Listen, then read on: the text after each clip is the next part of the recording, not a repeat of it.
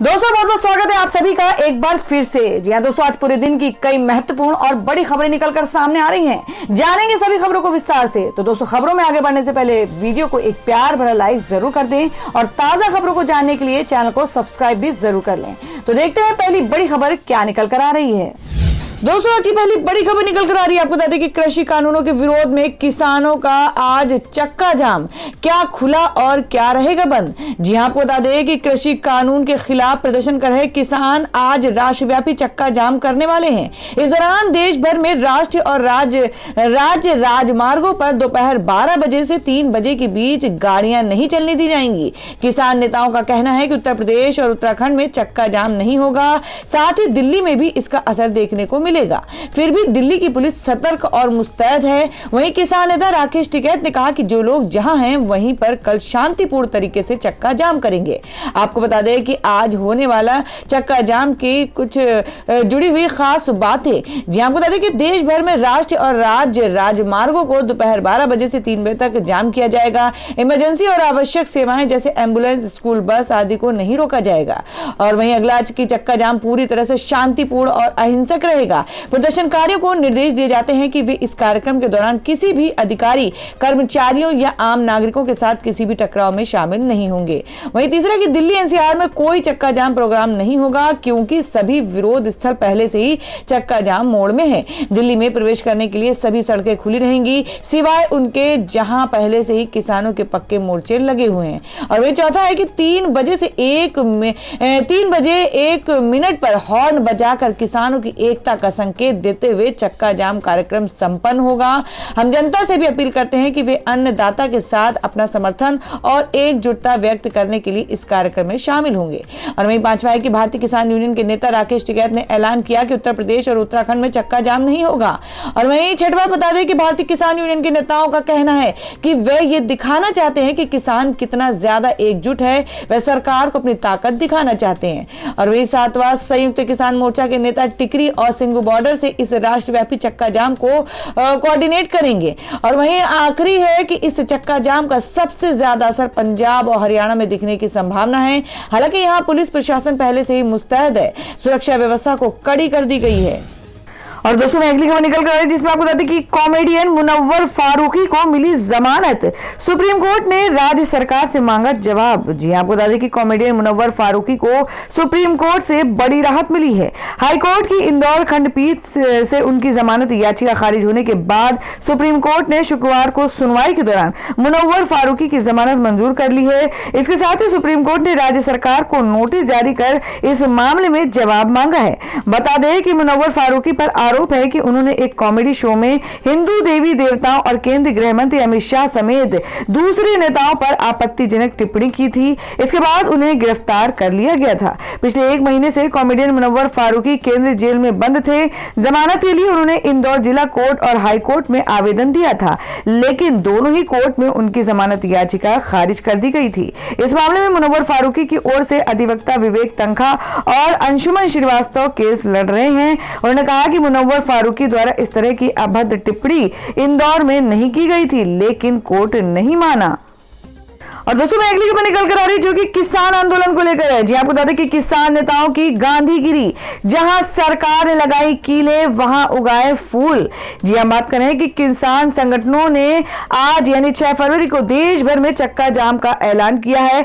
किसानों की यह हुंकार कृषि कानूनों को वापस लेने और एमएसपी पर कानून बनाने के लिए है। इससे पहले किसान नेता राकेश टिकैत ने यह साफ कर दिया था कि चक्का जाम प्रदर्शन उत्तर प्रदेश और उत्तराखंड में नहीं होगा, जिसके बाद उन्होंने इसके पीछे की रणनीति पर बड़ा खुलासा किया है। वहीं उन्होंने गाजीपुर बॉर्डर पर जहां सरकार ने कीले लगाई थी, उसी जगह फूल वाले पौधे लगा दिए हैं। दरअसल किसान संगठनों ने पूरे देश में 6 फरवरी को चक्का जाम करने की घोषणा की है। हालांकि यूपी और उत्तराखंड में चक्का जाम ना करते हुए वहां के किसान प्रशासन को अपनी मांगों का ज्ञापन देंगे। टिकैत के मुताबिक दिल्ली में जरूरत पड़ने पर यूपी उत्तराखंड के किसानों को उन्होंने तैयार रहने के लिए अलर्ट किया है। उन्होंने कहा कि अन्य सभी जगहों पर प्लान के तहत शांतिपूर्ण तरीके से प्रदर्शन होगा। किलो वाली जगह किसान यूनियन ने फूल लगाए। सरकार ने किसानों को रोकने के लिए बॉर्डर इलाकों में कटीले तार और कीलों की बाड़ेबांदी की थी, जिसके जवाब में राकेश टिकैत ने कहा कि गाजीपुर बॉर्डर पर जहां कीले लगवाई थी वहां हमने फूल उगा दी हैं। टिकैत ने कीलो वाली जगह पर ही फूल वाले पौधे लगाने का काम शुरू कर दिया, जिसके लिए किसान नेताओं ने कल 2 डंपर मिट्टी भी मंगाई। वहां उन्होंने लोगों से अपील करते हुए कहा कि सभी अपने खेतों से मिट्टी साथ लेकर यहां आए और जाते वक्त मिट्टी वापस लेकर जाए और खेतों में मिला दें। और दोस्तों में अगली खबर में आपको बता दें कि रतन टाटा के लिए भारत रत्न की मांग, ट्विटर पर शुरू हुआ नया अभियान। जी हां, हम बात कर रहे हैं कि सोशल मीडिया लोगों की मांगों को सामने लाने का अच्छा जरिया बन गया है। अब लोग ट्विटर पर देश के जाने माने उद्योगपति रतन टाटा के लिए भारत रत्न की मांग कर रहे हैं, जिस वजह से शुक्रवार को यह मुद्दा ट्विटर पर ट्रेंड करने लगा। इसके अलावा सोशल मीडिया पर एक विशेष अभियान भी चलाया जा रहा है। हालांकि रतन टाटा ने अभी तक इस पर कोई प्रतिक्रिया नहीं दी है। रतन टाटा अपने सौम्य स्वभाव के लिए जाने जाते हैं और बिजनेस के अलावा वो समाज सेवा से भी काम लगातार करते रहते हैं। दरअसल सबसे पहले motivational speaker doctor Vivek Bindra ने एक ट्वीट किया, जिसमें रतन टाटा को भारत रत्न दिए जाने की मांग की गई। उन्होंने लिखा कि रतन टाटा का मानना है कि आज के उद्यमियों की पीढ़ी भारत को अगले स्तर पर ले जा सकती है। हम चाहते हैं कि देश के सबसे बड़े नागरिक सम्मान भारत रत्न से उन्हें सम्मानित किया जाए। आप सभी इस कैंपेन में हमारा साथ दीजिए। इस ट्वीट में उन्होंने रतन टाटा, प्रधानमंत्री नरेंद्र मोदी, प्रधानमंत्री कार्यालय और राष्ट्रपति को टैग किया है। इसके बाद बड़ी संख्या में लोग इस अभियान से जुड़े हुए हैं और उन्होंने विवेक बिंद्रा के ट्वीट को रीट्वीट किया। कुछ ही देर बाद रतन टाटा और Bharat Ratna for Ratan Tata hashtag top trend में आ गया। एक यूजर्स ने इस ट्वीट पर कमेंट करते हुए लिखा कि विनम्रता और सादगी से भरे रतन टाटा को देश के सर्वोच्च सम्मान यानी भारत रत्न से सम्मानित करने की हम मांग करते हैं। जबकि दूसरे यूजर्स ने लिखा कि रतन टाटा और टाटा ग्रुप के लिए सिर्फ एक ही शब्द है, वो है प्राउड।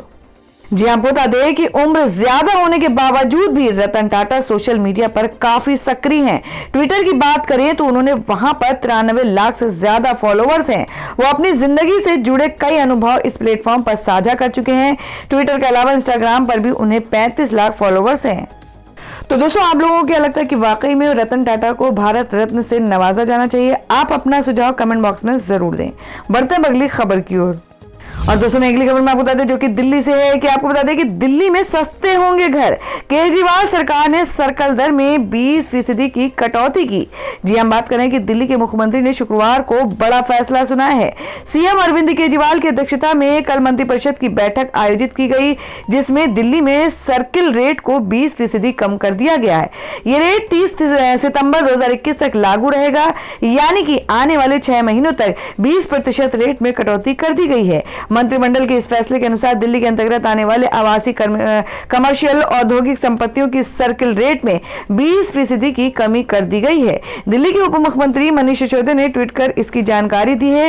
यह नियम 30 सितंबर 2021 तक लागू होगा। वहीं दिल्ली मंत्रिमंडल ने सभी स्कूलों में कक्षा 9 के 1000 मेधावी छात्रों को 5000 रुपए की राशि विज्ञान छात्रवृत्ति के रूप में देने का निर्णय लिया है। मुख्यमंत्री अरविंद केजरीवाल ने विज्ञान प्रतिभा परीक्षा को मंजूरी प्रदान कर दी है। दिल्ली सरकार की इस योजना के माध्यम से बच्चों में वैज्ञानिक ज्ञान को बढ़ाने और उस दिशा में भविष्य बनाने को लेकर प्रेरित किया जाना शामिल है। और दोस्तों में अगली खबर में आपको बता दें कि चक्का जाम से पहले किसान संगठनों की मांग, कहा इंटरनेट सेवा से तुरंत बैन हटाए मोदी सरकार। जी आपको बता दें कि दिल्ली की सीमाओं में हजारों की संख्या में किसान आंदोलन स्तर पर डटे हुए हैं। कृषि कानूनों के विरोध में जारी किसानों के आंदोलन को 72 दिन हो गए हैं। 6 फरवरी को पूरे देश में किसान नेताओं ने चक्का जाम का ऐलान किया है। आंदोलन का समर्थन कर रहे किसान हाईवे को जाम करेंगे। चक्का जाम दोपहर 12 बजे से लेकर 3 बजे तक होगा। वहीं दूसरी ओर सिंघू और टिकरी बॉर्डर पर अब भी इंटरनेट बंद है। किसानों ने मोदी सरकार से इंटरनेट सेवाओं को शुरू करने की मांग की है। किसान संगठनों ने शुक्रवार को राजधानी दिल्ली के बाहर प्रदर्शन स्थलों पर बाधित इंटरनेट सेवाओं को तत्काल बहाल करने की अपील की है। किसान संगठनों का कहना है कि हमारी आवाज को दबाने की सरकार कोशिश कर रही है। दिल्ली, यूपी और उत्तराखंड में चक्का जाम नहीं, कल होने वाले चक्का जाम से पहले किसान नेता राकेश टिकैत ने बताया कि दिल्ली, यूपी और उत्तराखंड में चक्का जाम नहीं किया जाएगा। यूपी और उत्तराखंड में किसान प्रशासन को अपनी मांगों का ज्ञापन सौंपेंगे। वहीं जो लोग किसान आंदोलन का समर्थन कर रहे हैं वो वहीं शांतिपूर्ण तरीके से विरोध प्रदर्शन करेंगे। तो दोस्तों खबरों में आगे बढ़ने से पहले जान लेते हैं आज के माइंड के उसके सवाल को। आज का सवाल है, आपको बताना है कि आचार्य चाणक्य का वास्तविक नाम क्या था। इसका जवाब आपको वीडियो के नीचे कमेंट बॉक्स में देना है और सही जवाब देने वालों को रैंडमली सिलेक्ट किया जाएगा और वो जीत सकते हैं बम्पर पुरस्कार। तो बढ़ते हैं अगली खबर की ओर। और दोस्तों मैं अगली बड़ी खबर निकल कर आ रही है जो कि उत्तर प्रदेश से है। जी आपको बता दें कि 1 मार्च से यूपी में खुल जाएंगे सभी स्कूल। 10 फरवरी से 6 से 8 तक की शुरू हो जाएंगी क्लास। जी हाँ, आपको बता दें कि उत्तर प्रदेश में कोरोना वायरस महामारी के कारण मार्च 2020 में बंद हुए स्कूल 10 फरवरी को फिर से खुलेंगे। ये निर्देश सभी स्कूलों, सरकारी और निजी और सभी बोर्ड सीबीएसई, आईएससी, आईसीएसई के लिए प्रभावी होंगे। उत्तर प्रदेश सरकार की एक आधिकारिक विज्ञप्ति के अनुसार कक्षा 6 से 8 के लिए स्कूल 10 फरवरी को फिर से खुलेंगे। 1 से 5 कक्षा के लिए स्कूल 1 मार्च को फिर से शुरू होगा। जी आपको बता दें कि कोरोना वायरस के प्रसार को रोकने के लिए राष्ट्रव्यापी तालाबंदी से पहले पिछले साल मार्च में स्कूलों को बंद कर दिया गया था।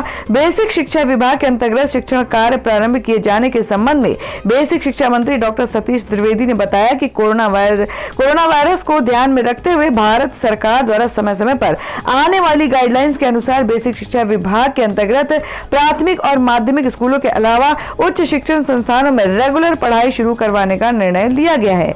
प्रदेश के उच्च प्राथमिक स्कूल कक्षा 6 से 8 तक के बच्चों के लिए शिक्षण कार्य 10 फरवरी 2021 से आरंभ होगा। वहीं प्राथमिक स्कूल जिनमें कक्षा 1 से लेकर 5 तक का शिक्षण 1 मार्च 2021 से शुरू होगा।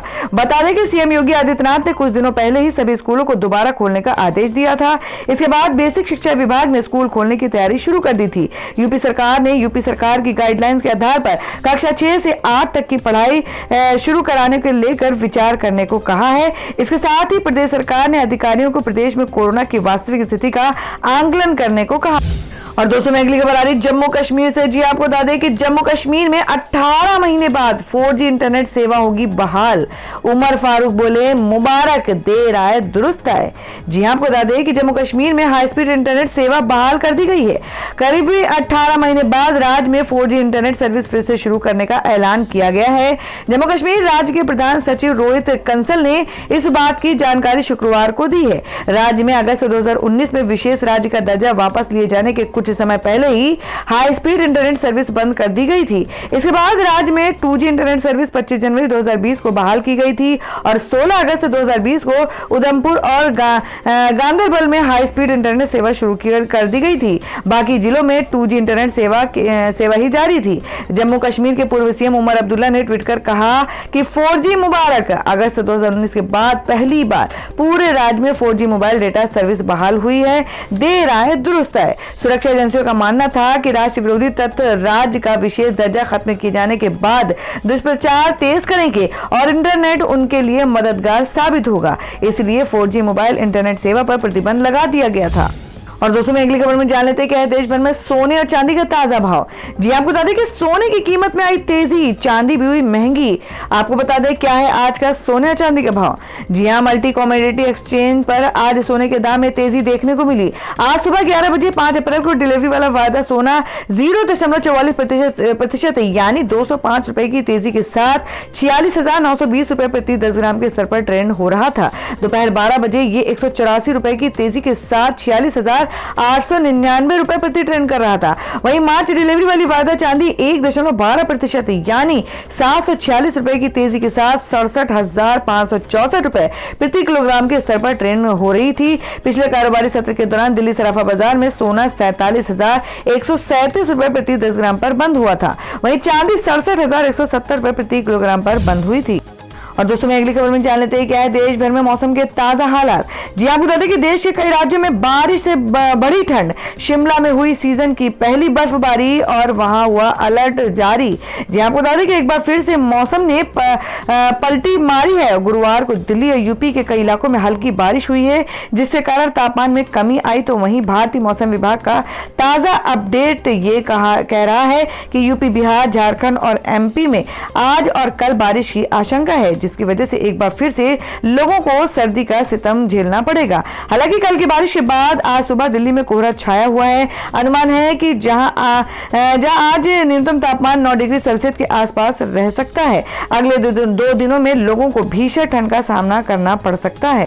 तो दोस्तों ये थी अब तक की सभी बड़ी खबरों की अपडेट्स। टुडे ब्रेकिंग न्यूज और लेटेस्ट खबरों को देखने के लिए हमारे चैनल को सब्सक्राइब जरूर कर लें, वीडियो को लाइक और शेयर भी जरूर कर दें अपने दोस्तों और रिलेटिव्स के साथ। तो दोस्तों फिर मिलेंगे काम की खबरों और सरकारी योजनाओं की एक और नई वीडियो के साथ। तब तक के लिए धन्यवाद दोस्तों।